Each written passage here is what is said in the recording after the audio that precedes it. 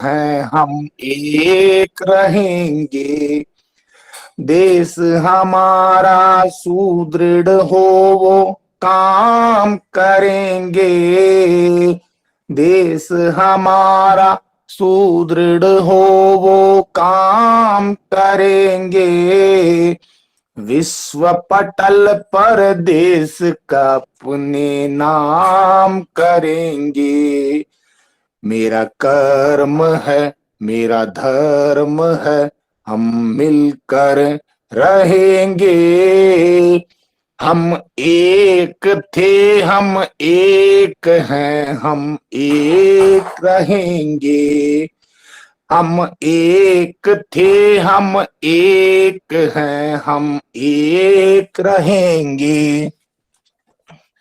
मेरी संस्कृति, मेरी संस्कृत का गान करेंगे। विश्व धर्म संस्कृति की पहचान करेंगे।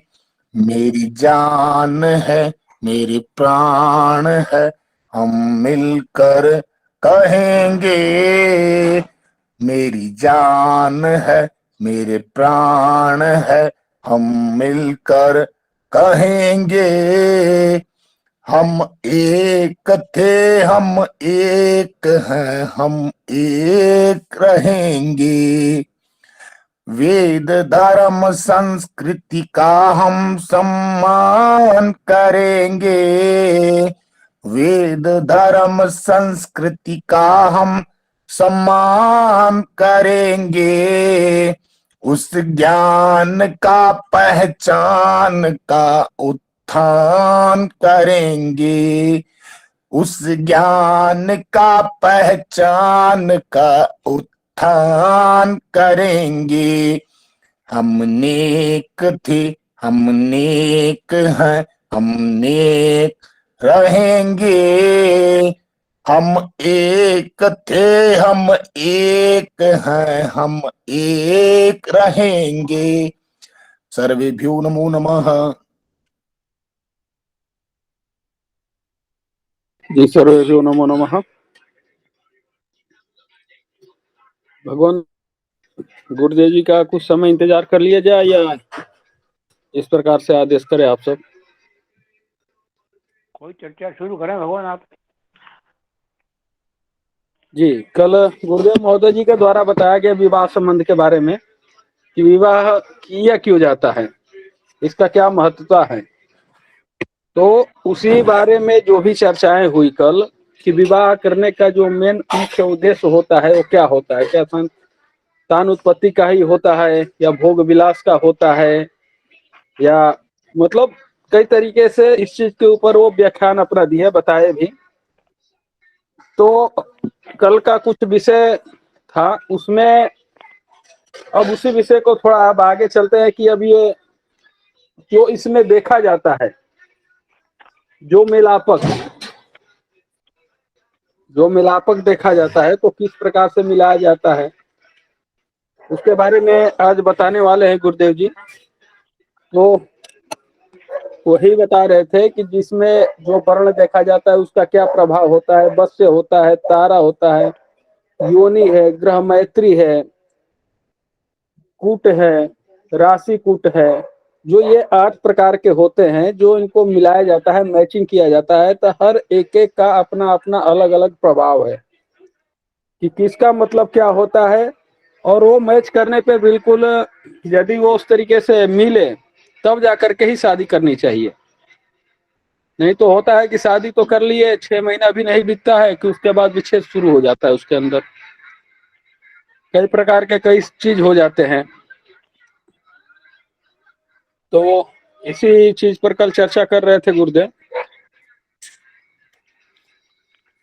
तो जो मेलापक में जो 8 प्रकार के कूट बताए गए हैं कि वर्णो वश्य तथा तारा योनिष्य ग्रह मैत्रिकम गणकूटम भकूटम च नाड़ी चैते गुणाधिका, यानी कि जो वर्ण का होता है उसकी संख्या 1 होती है, वश्य का 2 है, तारा का 3 है, योनि का 4 है, ग्रह मैत्री का 5 है, 6 है गणकूट का और 7 है राशिकूट का, 8 है नाड़ी के। तो जो इस प्रकार से इनकी संख्याएं दी रहती है। एक बार मैं कोशिश कर रहा हूँ कि पंचांग शेयर करूं और पंचांग शेयर करके आप सभी को दिखाऊं। योनिकूट का जी कितना बता, बताया भगवान? किस चीज का भगवान? योनिकूट, योनिकूट 4 होता है भगवान। भगवान दोबारा बताना ठीक है। इनको, आठों को। जी भगवान, बिल्कुल मैं कोशिश कर रहा हूँ आपको सामने पंचांग ही रख करके दिखाऊं, और उसमें साथ साथ होता चला भी जाएगा तो सही रहेगा। जब तक गुरुदेव आ जाएंगे अपना आप विषय लेकर के आगे चलेंगे। जी जी, बस एक बार बता देते, वर्ण वर्ण लिखाया आपने तो एक बार दोबारा लिखा देते 8 उनको स्क्रीन शेयर करने दो। आप लिख लो वर्णकूट का 1, जल्दी जल्दी लिख लो, स्क्रीन शेयर करें जब तक कर लो। वर्णकूट का 1, वश्यकूट के 2, जी जी तारा जी, के बोलते 3। जाओ। थोड़ा जल्दी जी, करो महेश जी, ऐसे नहीं पूरी कक्षा रुकी हुई है। वर्णकूट का 1, लिखा लिखा वश्यकूट लिखा के 2, लिखाते जाओ आप, तो मैं लिख रहा हूँ दबा दो, आप लिखाते जाओ। तारा का तारा 3 के आगे 3, बताइए। गण का 6, लिखाते जाओ आप, तो बोलते जाओ दबा दो। योनि का 4, जी, बोलते जाओ बोलते जाओ। ग्रह मैत्री का 5, जी जी राशि का 7 और नाड़ी का 8, टोटल 36।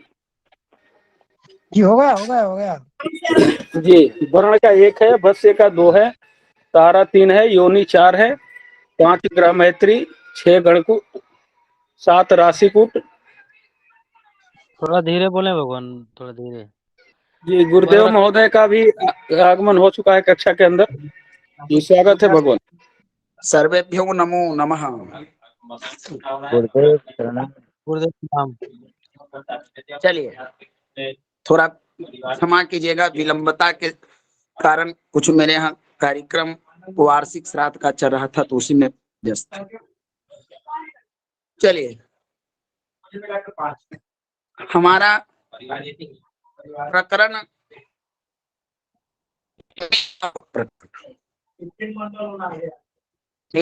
प्रकरण में वर्णकूट के बारे में हम लोग जानते हैं। नमो नमः भगवान, नमो नमः। हाथ गिरा लीजिए, एक बार हो गया बस। हाथ गिरा लीजिए और चर्चा को समझिए और उसके बाद इनको आप नोट कीजिए। तो वर्ण, हमारा पहला कूट क्या होता है कृष्णा जी?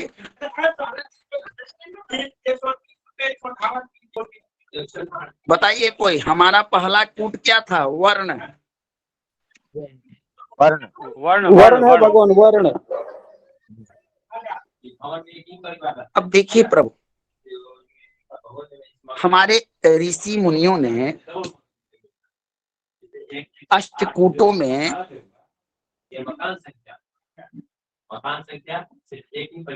जो मेलापक प्रकरण में उन्होंने विस्तृत रूप से 8 खंड करके 8 प्रकार के प्रभाव दाम्पत्य जीवन में जो उन्होंने देखा, उनके प्रभावों को, तो पहला जो हमारा कूट है वो वर्ण कूट है। यह दाम्पत्य जीवन में ऊर्जा, एनर्जी, पावर बताता है, कार्य करने की क्षमता। इसको आप लिख लीजिए, वर्ण कूट से हम दाम्पत्य जीवन में कार्य करने की क्षमता को आकलन करते हैं।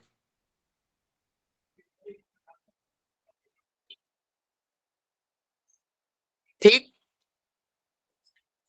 समझ में ना आए तो हमको आप 2 बार 3 बार जितना बार पूछना है पूछिए, लेकिन गुरुदेव दोबारा बता दीजिए। कल मैंने 8 आप लोगों को भाग बताए थे ना प्रभु, कि वर्ण हाँ कूट इत्यादि के बारे में। जी जी जी भगवान, बताए थे बिल्कुल। तो पहला जो कूट है वह क्या है? वर्ण। क्या है? जी, वर्ण। वर्ण। यह क्या बताता है बताइए? यह आगे करने बताता है कि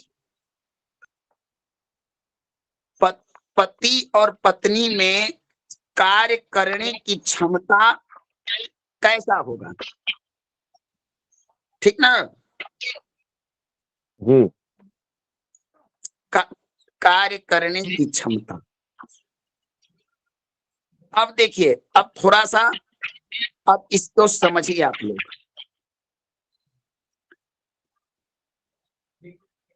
शास्त्र में माइक को अपना म्यूट कर लीजिए प्रभु, इसी कारण हमारी बातें और आपकी बातें दोनों थोड़ा सा ध्यान दीजिए।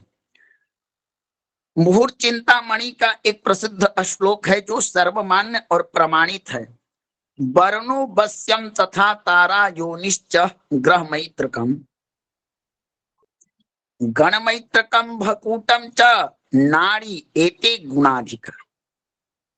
वर और वधु के मेलापक प्रकरण में सबसे पहले हमारे यहाँ का जो नियम था, जाति तो ना कहिए, इसको वर्ण विचार करना। विवाह शास्त्र के अनुसार समान वर्ण की कन्या के साथ अगर हो तो अति उत्तम माना जाता है। असमान वर्ण की कन्या के साथ अगर जो विवाह होता है तो प्रायः वह सामाजिक और शास्त्रीय दोनों ही दृष्टिकोण से गलत माने जाते हैं। होते हैं कि नहीं, बताइए। जी गुरुदेव। बताइए आप लोग, इस पर अपना ओपिनियन दीजिए कि हाँ या ना। हाँ होता है, लेकिन आजकल तो अंतरजातीय विवाह बहुत ज्यादा होने लगे। तो अंतरजातीय विवाह होता है तो इसका जो विपरीत और विषाक्त परिणाम जो आ रहा है वो आपके आंखों के सामने प्रत्यक्ष रूप में है। हाँ वो तो है, वो तो है कि नहीं, बोलिए। हाँ वो तो है, वो तो अब स्पष्ट है। तो शास्त्रकार कहते हैं कि अगर ब्राह्मण वर्ण की कन्या हो और वर हो जाए आपका हमारे यहाँ 3 वर्ण होते हैं, तीन ही प्रधान हैं, देव, मनुष्य और राक्षस। देखिए आप वर्ण कूट में विचार कीजिए, है ना? जी जी गुरुदेव।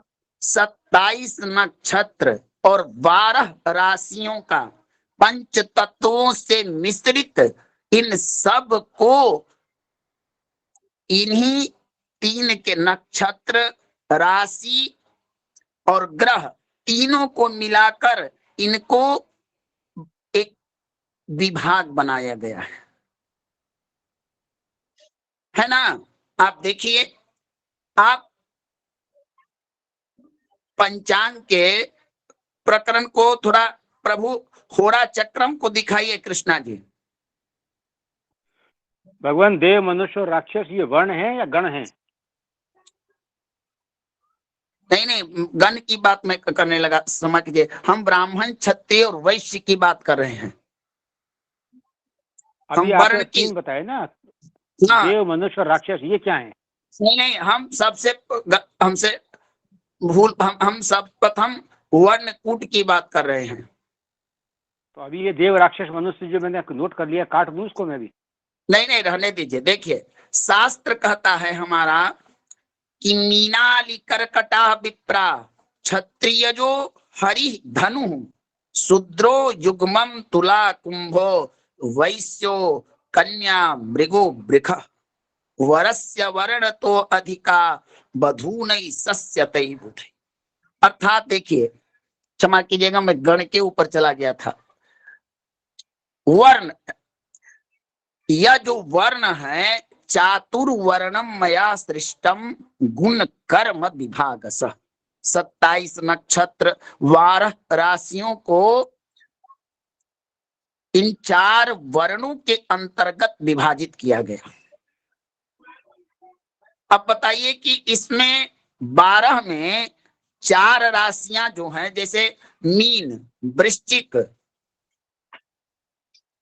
तीन राशियों को ब्राह्मण वर्ण, 3 राशियों को क्षत्रिय, 3 राशियों को वैश्य और 3 राशियों को शूद्र वर्ण के नाम से संज्ञा दिया गया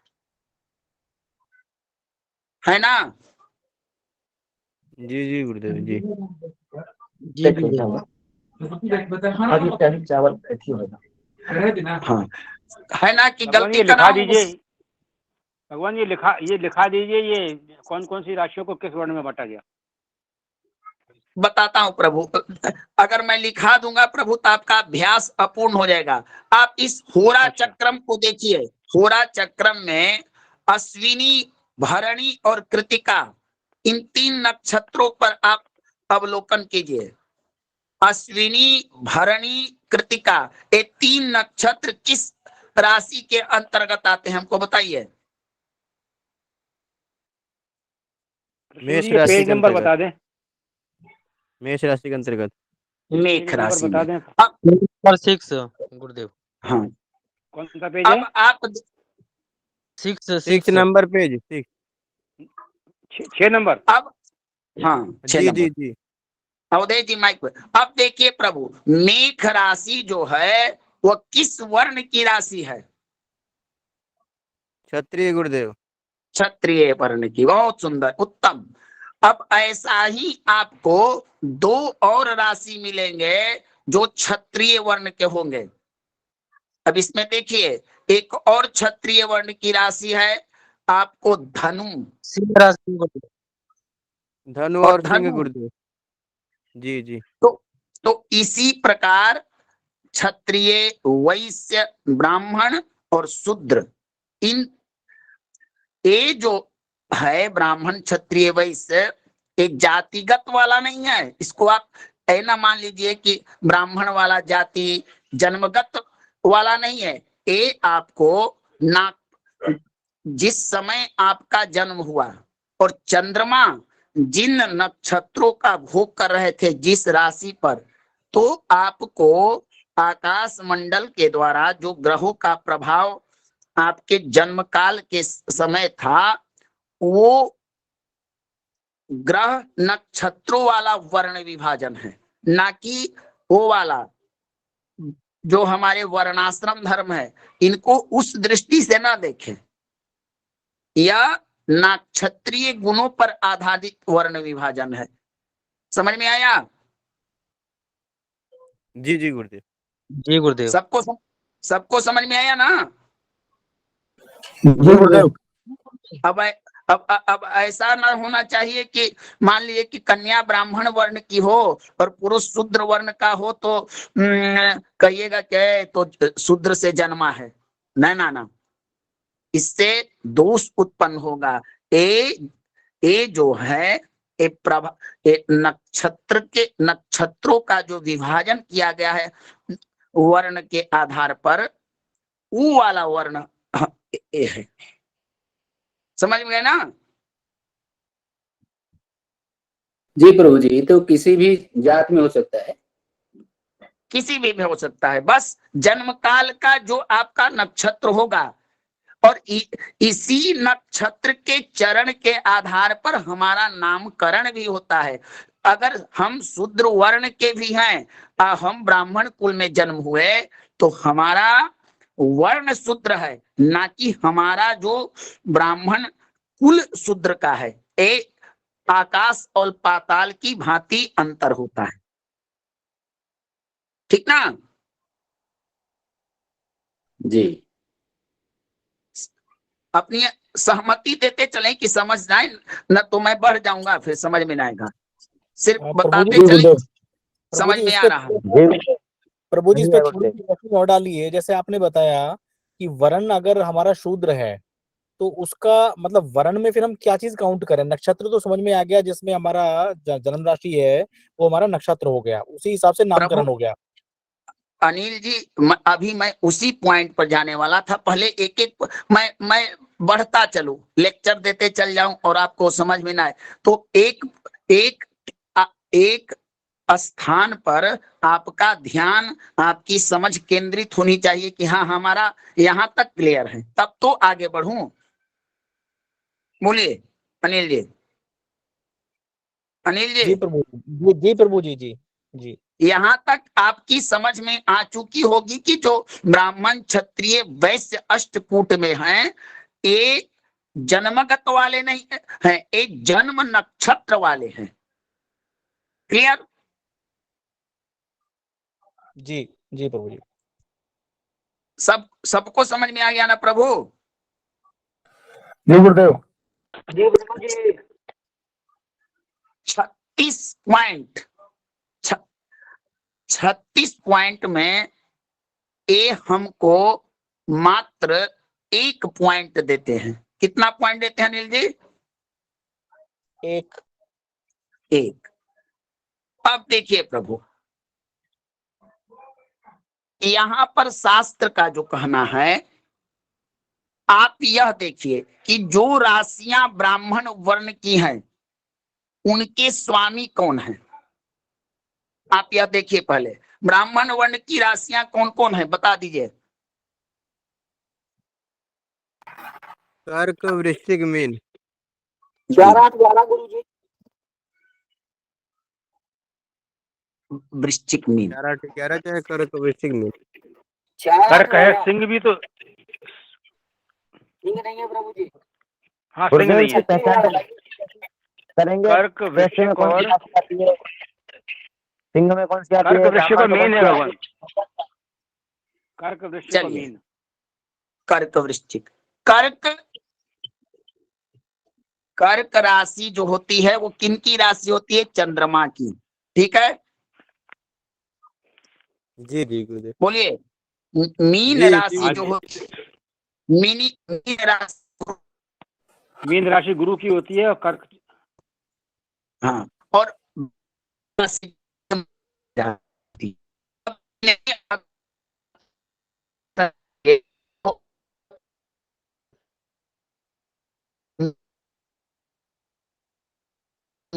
आपकी गुरुदेव, आवाज नहीं आ रही है भगवान। आवाज नहीं आ रही है आपकी।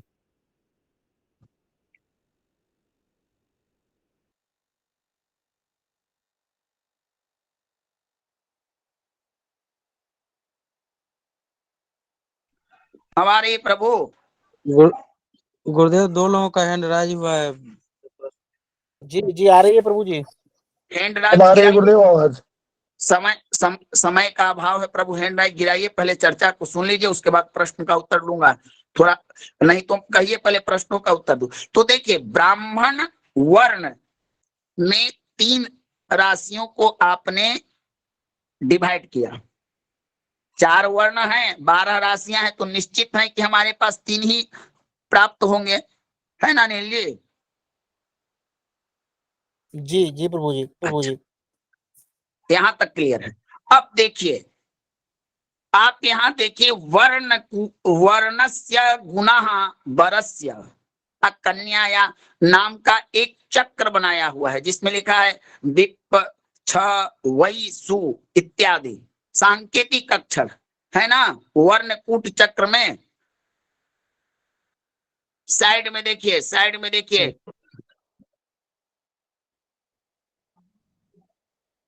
है ना प्रभु? जी जी जी। अब देखिए, ये लिखा वर्णस्य अब गुण, आप, वर्णस्य गुण वर और हाँ, जो इसको छोड़ दीजिए, इस पर कुछ कृष्णा जी इसको छोड़ दीजिए, ऐसे ही दिखाई दे रहा है सब। मैंने सब लोग को बोला भी था कि पंचांग अपना लेकर बैठे। अब देखिए प्रभु, विप्र वर्ण की कन्या हो तो कौन कौन से नक्षत्र में जन्म हो तो वो कन्या विप्र वर्ण की हो? कोई एक नक्षत्र को उदाहरण के लिए लीजिए जो ब्राह्मण वर्ण का प्रतिनिधित्व करता हो,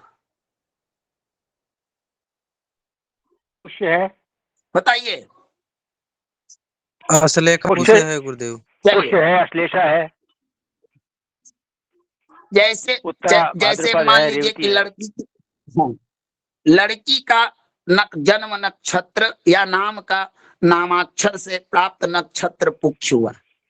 अब आप एक क्षत्रिय वर्ण के वर का कोई नक्षत्र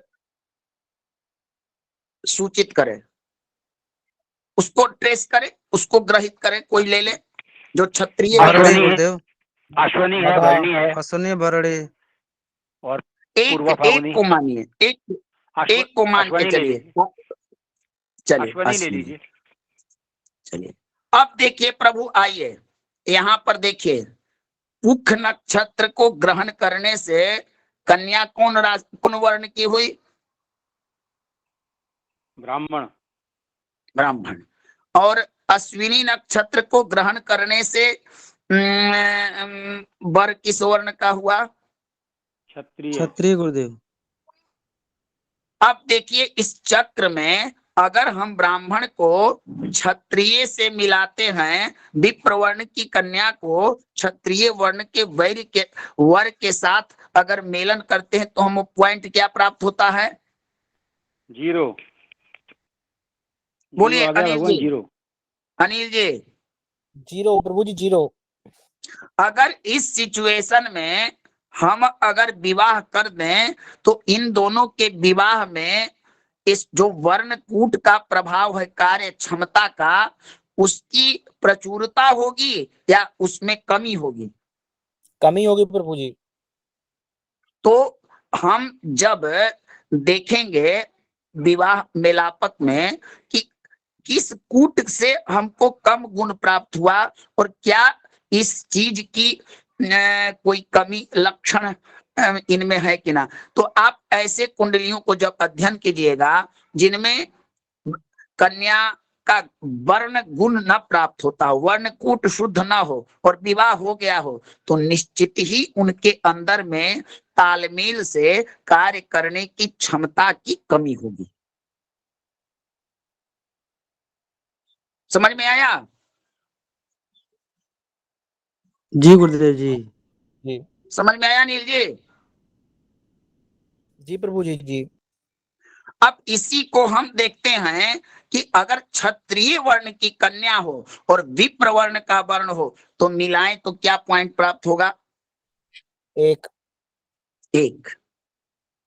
अगर वैश्य वर्ण की कन्या हो और ब्राह्मण वर्ण का वर हो तब क्या प्राप्त होगा? 1। अगर शूद्र वर्ण की कन्या हो और ब्राह्मण वर्ण का वर हो तब क्या प्राप्त होगा? गुरुदेव 0। ब्राह्मण वर है तो कन्या कोई भी हो 1 पॉइंट तो मिल ही जाएगा ब्राह्मण होने का। हाँ, तो देखिए आप इस चक्र को अवलोकन कीजिए, ब्राह्मण का सिर्फ ब्राह्मण के साथ ही सम्मेलन होता है, अन्य वर्णों के साथ उसका सम्मेलन नहीं होता है। आप देख लीजिए इस चक्र को, क्या बताइए अनिल जी? जी जी बिल्कुल जी। अब जी प्रभु इससे जी। अब इससे निष्कर्ष यह निकालना है आपको कि दोनों में जिसका वर्ण श्रेष्ठ होगा उनमें कार्य करने की जो क्षमता एनर्जी पावर होगा वह श्रेष्ठ होगा। ठीक जी ठीक ठीक ठीक भगवान। समझ में आया? जी प्रभु जी, जी। अब अगर क्षत्रिय को क्षत्रिय से मिलाएं, मान लीजिए कि क्षत्रिय वर्ण का कन्या हो और शूद्र वर्ण की कन्या हो तो हमको 1 पॉइंट प्राप्त हो जाए, लेकिन उच्च कोटि ब्राह्मणों से मुखमासीद बाहु वाला जो सिद्धांत है वो नक्षत्र में भी लागू होता है, क्योंकि ब्राह्मण का वर्ण श्रेष्ठ होता है। जन्मना ब्राह्मणः गुरु ऐसे भी कहा गया है।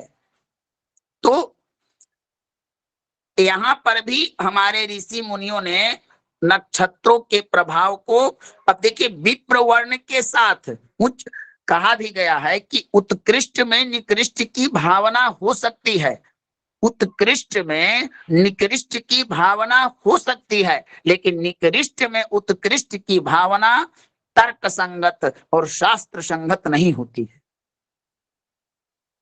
अब गंगा में गंगा के जल में सारे जल जाकर मिलकर गंगा जल का रूप धारण कर लेते हैं, लेकिन गंगा अगर नाली में आकर मिल जाए तो नाली गंगा नहीं हो सकती है ना।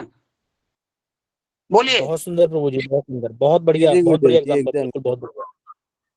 उत्कृष्ट में निकृष्ट की भावना हो सकती है, तर्क संगत है, शास्त्र संगत है, नीति संगत है, और वेदांत के सूत्र भी मैं बता रहा हूं, लेकिन निकृष्ट में उत्कृष्ट की भावना न तर्क संगत है, न लोक सम्मत है, और न ही शास्त्र का।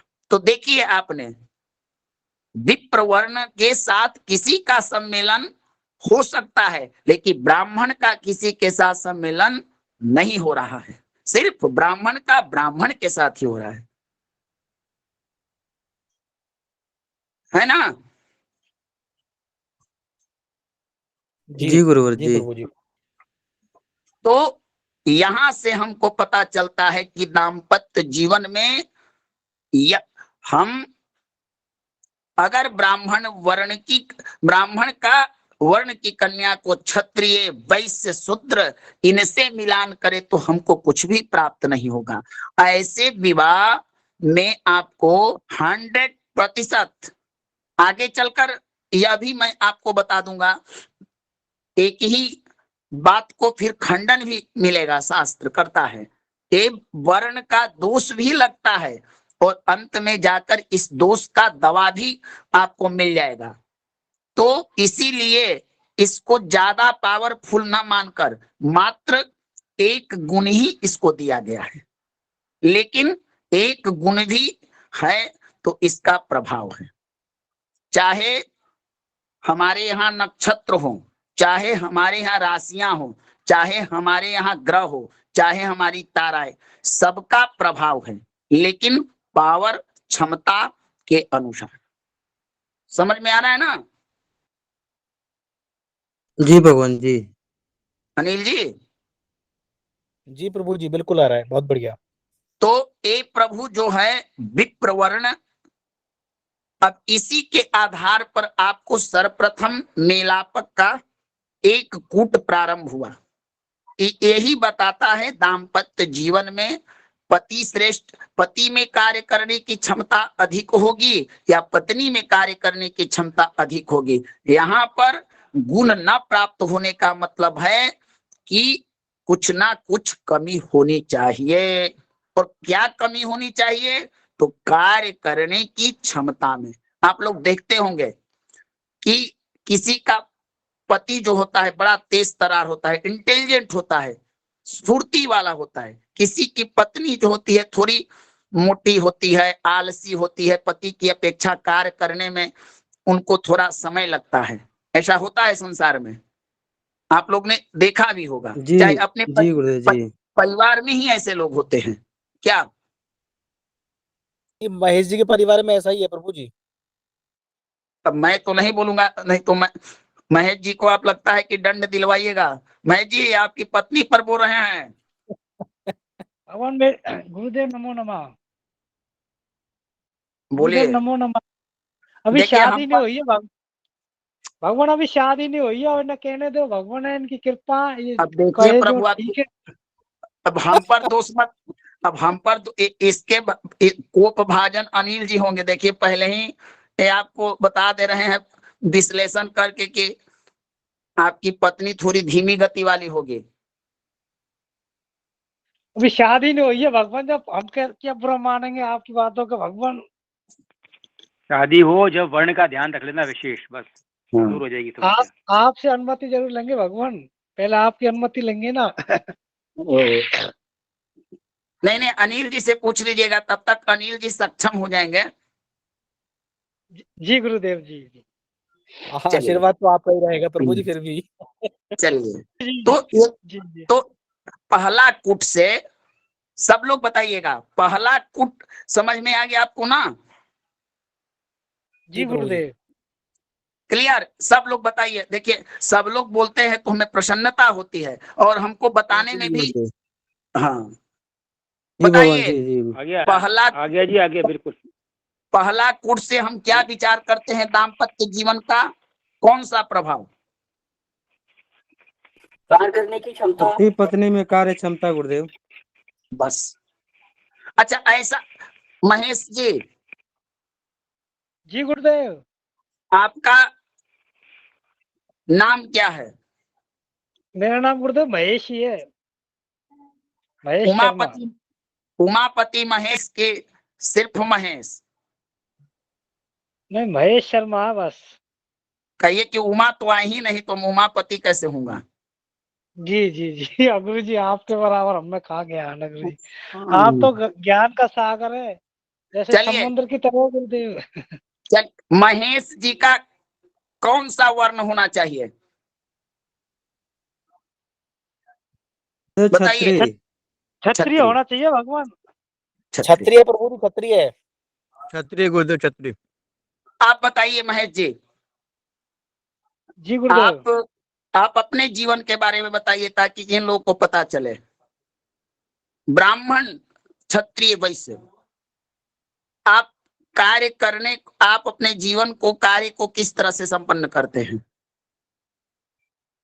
थोड़ी शीघ्रता होती है, थोड़ी समय लेते हैं कार्य करने में, या क्या होता है? भगवान, मैं जब कार्य करता हूँ तो कोई बीच में बोलना नहीं चाहिए। बस मैं मेरे कार्य में स्पष्ट रखता हूँ, मेरा कार्य संपूर्ण ही हो, जैसे पहले मैं किसी से बात नहीं करूँ, चाहे मैं कुछ भी कार्य करूँ। अब जैसे मेरा कार्य दाल बाटी बनाने का, वो तो आपका है, लेकिन जैसे मान लीजिए कि अनिल जी ने आपको कहा कि कल हमारे लिए आप लड्डू लाइएगा, तो एक होगा कार्य करने वाला, वो कहेगा कि कल छोड़िए, अभी ही इनको पार्सल कर देता हूँ। एक होगा कि जाऊंगा लाऊंगा पहुंचाऊंगा, ये वाले लोग होते हैं। नहीं, मेरा तो यही होगा कि नहीं, ला के जरूरी है, जब इन्हें कह दिया तो जरूरी, जल्दी से जल्दी पहुंचे उनके पास में, तो देखिए, आदेश के साथ में। जी जी ठीक है प्रभु। अब देखिए, महेश जी जो हैं वो क्षत्रिय वर्ण के हैं, है ना? जी जी बताइए जी। आप लोग देखिए अनिल जी, जी प्रभु जी। अब इनमें देखिए कि कार्य करने के प्रति कितनी, तो यही चीजें आपको पकड़नी है। अब इनका जब विवाह होगा तो जिस वर्ण की कन्या के साथ होगा तो उसका भी इनके जीवन में प्रभाव होगा। अब इनकी पत्नी आ जाएगी, ये क्षत्रिय वर्ण के हैं और इनकी पत्नी चली आई वैश्य वर्ण के, कहेंगे कि एक गिलास पानी लाओ, तो कहेगी कि 15 मिनट के बाद। ये भी हो सकता है प्रभु, कहते अपने आप ले उठ के, तो क्या करेंगे? गुरुजी, एक प्रश्न है, पूछूं मैं? देखिए, बोलिए। इसमें कार्य करने की क्षमता का पता चलता है, या इससे हम वर या कन्या के स्वभाव का भी पता लगा सकते हैं कि नहीं, मतलब सामने वाले का नेचर कैसा है? आगे देखिए, आप यह सोचिए, आप अष्टकूटों में वर्ण से ही क्यों शुरुआत किया गया? क्योंकि देखिए, सर्वप्रथम वर्ण विभाजन में चातुर्वर्णम मया श्रेष्ठम गुण कर्म विभाग स, कर्म के आधार पर ही ब्राह्मण, क्षत्रिय, वैश्य और शूद्र की रचना हुई है कि नहीं? बताइए महोदया। जी बिल्कुल जी, बिल्कुल। यहाँ भी वही चीज है, इन्होंने योनि कुट, वस्य कुट इत्यादि कुटों को क्यों नहीं कहा? वर्ण से ही शुरुआत क्यों किया? कारण था, वर्ण ही हमारा कर्म बताता है। अब एक श्रेष्ठ वर्ण के साथ श्रेष्ठ वर्ण की कन्या का अगर विवाह हो तो उनका कार्य करने की क्षमता, आप लॉजिक से ही समझ लीजिए ना, कि एक संस्कारी व्यक्ति हो और एक संस्कारहीन व्यक्ति आ जाए तो दोनों में समता हो सकती है? जी नहीं। समझ में आ गया ना? जी गुरुजी जी। इसीलिए हमारा जो देखिए मैंने कल भी बताया था, विवाह एक पारदर्शी और एक विशिष्ट वहन करने वाला संस्कार है स्त्रियों का। एक दूसरे वर्ण की पली हुई, दूसरे व्यवस्था में, दूसरे संस्कारों में, दूसरे के यहाँ जन्म से लेकर विवाह के पूर्व तक अपने माता पिता भाई के संरक्षण में पली कन्या को दूसरे कुल के संस्कार, दूसरे परिवार, दूसरे स्वभाव वाले, क्या उनका कल्चर है, क्या उनकी संस्कृति है, क्या उनका जीवन शैली है, वहां जाना होता है। वर और कन्या सामाजिक स्तर पर दोनों का परीक्षण करते हैं। लड़का का कुल कैसा है, इनके माता पिता कैसे हैं, लड़का में कार्य करने की क्षमता क्या है। फिर उसके बाद आता है ज्योतिष के पास। ज्योतिष यह बताता है कि इस कन्या के लिए यह लड़का उपयोगी है या नहीं। दोनों का विवाह हो जाए तो भविष्य कैसा होगा, ये बताता है हमारा ज्योतिष।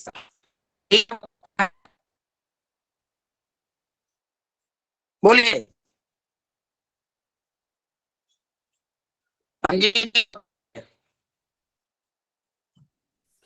प्रभु जी, जैसे आपने बताया कि ये जो हम जो वर्ण देख रहे हैं ये हमारे नक्षत्र आधारित वर्ण हैं, लेकिन अगर मान लीजिए जैसे अभी आप जैसे अपने ब्रजेंद्र जी कह रहे थे कि आज समाज में अंतर जातीय विवाह बहुत होते हैं, तो क्या हमारा पंचांग या ज्योतिष उसको कहीं स्वीकार्यता देता है या नकारता है?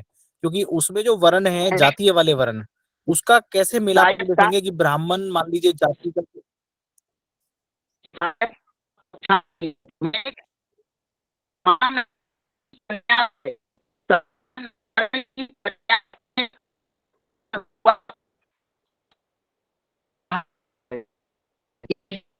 नहीं आ रही। आवाज प्रभु जी कटने लगी आपकी भगवान, आवाज कट गई। आवाज कर कर कह रही है।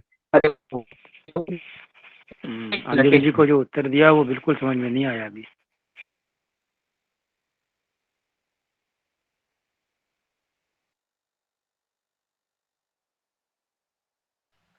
ये क्वेश्चन वैलिड था ब्रजेंद्र जी, नहीं था? किशन जी, उस समय वो इस वाले वर्ण को पढ़ाने के लिए अपने जो सामाजिक वर्ण है उनका उदाहरण दे रहे थे कि क्या ऐसा संभव है। तो मैंने कहा था नहीं, संभव तो नहीं है, पर हो रहा है। तो उस वर्ण का इस वर्ण से कोई लिंक नहीं है, वो उदाहरण के लिए उन्होंने बताया था। तो मैंने ऐसे बीच में प्रसंगवश सवाल कर दिया। हेलो हेलो जी प्रभु जी। जी आइए, आवाज आ रही है प्रभु? जी हाँ, अब आइए। मेरा कहना है प्रभु कि देखिए हमारे धर्म शास्त्रों में समान वर्ण की कन्या और समान वर्ण के पुरुष से जो पुत्र उत्पन्न होता है उस पुत्र को हम औरस पुत्र कहते हैं। क्या कहते हैं? 10 प्रकार के दत्तकृत इत्यादि जो पुत्र होते हैं उनमें एक औरस पुत्र होता है। समझे ना? जी।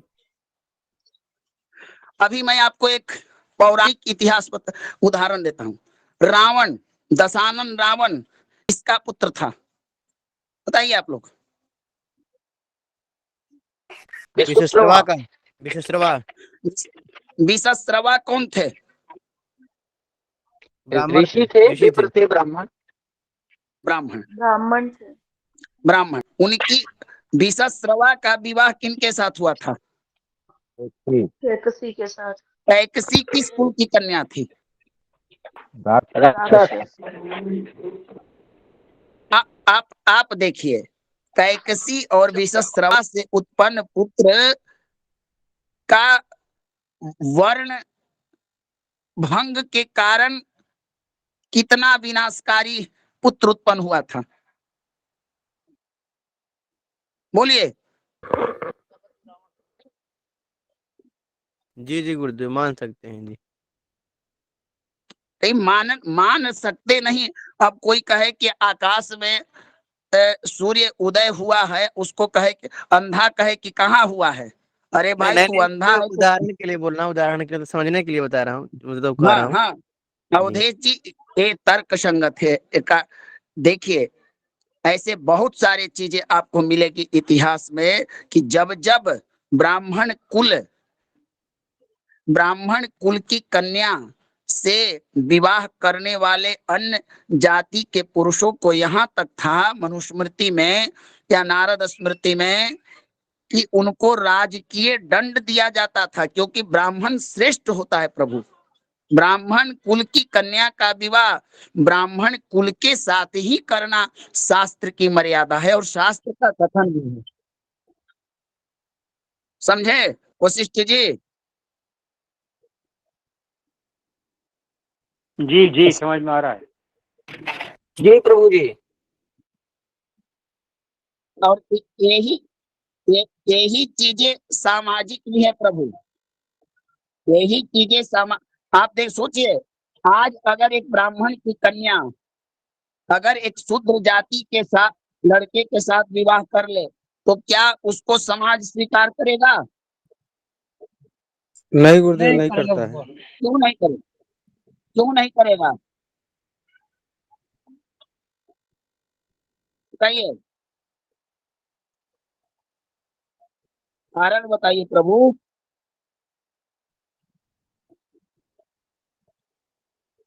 कारण ये है कि उच्च कोट में जन्म लेके और शूद्र में जाएगी तो बस उसके लिए बस थोड़ा बस समझ हो। बस वही यहाँ भी है, वही यहाँ भी है। जितना ऊंचा वर्ण का वर होगा और जितनी ऊंची वर्ण की कन्या होगी तो इन दोनों से हमें अंक प्राप्त होते हैं। आप देख लीजिए एक दूसरे से ऊंचा होने पर ही प्राप्त होता है। अब देखिए इसमें ब्राह्मण जो है, ब्राह्मण सर्वश्रेष्ठ है, इसमें क्षत्रिय जाकर मिलकर एक गुण प्राप्त करता है, वैश्य एक गुण प्राप्त कर लेता है, शूद्र एक गुण प्राप्त कर लेता है, क्षत्रिय में जाकर एक गुण प्राप्त करता है, लेकिन वैश्य और शूद्र में उसे गुण नहीं मिलता है। वैश्य को देखिए, ब्राह्मण शुद्ध, ब्राह्मण क्षत्रिय और वैश्य, वो तीनों में एक एक गुण प्राप्त करता है, मगर शूद्र में नहीं प्राप्त करता है। कर रहा है? कर रहा है बताइए गुरुदेव, नहीं कर रहा है। बताइए। लेकिन शूद्र जो है इन चारों में जाकर मिल जा रहा है, लेकिन उच्च कोटि वाले लोग नीचे आकर गुण नहीं प्राप्त करते, शोभा नहीं प्राप्त करते। कैसे कहा गया है कि अयोग्या यत्र पूज्यन्ते पूज्यिनो ना पूज्यते। अगर किसी ऊंचे पद पर और जिम्मेवारी वाले पद पर अगर किसी अयोग्य व्यक्ति को बैठा दिया जाए तो उसकी वहां पर हानि होती है। तो यही कहने का तात्पर्य था कि ये जो वर्ण था ये हमारे ऊंचता श्रेष्ठता का प्रतीक है। वर्णकुट ये बताता है कि विप्र वर्ण की कन्या, क्षत्रिय वर्ण की कन्या एक दूसरे से एक श्रेष्ठ है। जैसे सर्वश्रेष्ठ ब्राह्मण, उसके बाद क्षत्रिय, उसके बाद वैश्य, उसके बाद शूद्र। तो एक कूट हमें यही बताता है, जितनी श्रेष्ठ कन्या उतना ही जीवन में कार्य करने की क्षमता होगी। अब बोलिए आप लोग, समझ में आया या नहीं? नहीं आ गया गुरुदेव जी, आ गया। अंजनी जी आपको समझ में आया? जी गुरुजी, जी क्लियर। गुरुदेव चलिए, हाँ मैं थोड़ा पूछना चाहता हूँ गुरुदेव। मैं काफी देर से प्रयास कर रहा हूँ लेकिन मैं बोलिए। गुरुदेव जो आपने बताया राशि होने के 12 राशि हैं, उनको 4 वर्णों में बांटा, उसकी पहचान क्या है गुरुदेव? की क्षत्रिय में आती है कि ब्राह्मण में आती है कि शूद्र में आती है? उसकी क्या पहचान करेंगे, कैसे? आप ऐसा कीजिए प्रभु, आपको पहचान करने की आवश्यकता नहीं है। काउंटिंग करने आता है आपको? हाँ। नहीं आता होगा तो आपके पास मोबाइल में कैलकुलेटर होता होगा, ठीक ना? आता है, ठीक है, बताइए। आप ऐसा कीजिए कि 12 राशियां हैं आपके पास, 12 राशियां हैं, ठीक ना? जी जी गुरुदेव। और 4 वर्ण हैं। जी तो एक राशि को जब आपने मान लीजिए कि आप उसमें से किसी राशि से शुरुआत कीजिए, जैसे क्षत्रिय से शुरुआत कीजिए, हाँ तो एक को क्षत्रिय एक वैश्य। अच्छा अच्छा, जैसे पहली राशि मेष पड़ती है, वृष पड़ती है, इसी तरह से वैश्य और क्षत्रिय और शूद्र, इस तरह से नंबर बाई नंबर कर लीजिए। जी गुरुदेव। अपने एक बार चाणक्य से चंद्रगुप्त ने पूछा था कि यह बताइए कि समाज में यह कैसे पता करे कि कौन हमारा मित्र है और कौन हमारा शत्रु है। तो उन्होंने सरलतम एक सूत्र बताया था कि तुम अपने मित्र को अलग कर लो, जो बचा सो तुम्हारा शत्रु है। तो इसमें आप काउंटिंग करके ब्राह्मण को अलग कर लीजिए, बचा सो तीन में से एक एक को डिवाइड करते जाइए, सारे अपने आप अलग हो जाएंगे। जैसे गुरुदेव मेष राशि में ब्राह्मण आएगा, वृष राशि में क्षत्रिय आएगा और मिथुन राशि में वैश्य, नहीं प्रभु, देखिए सुनिए, ये जो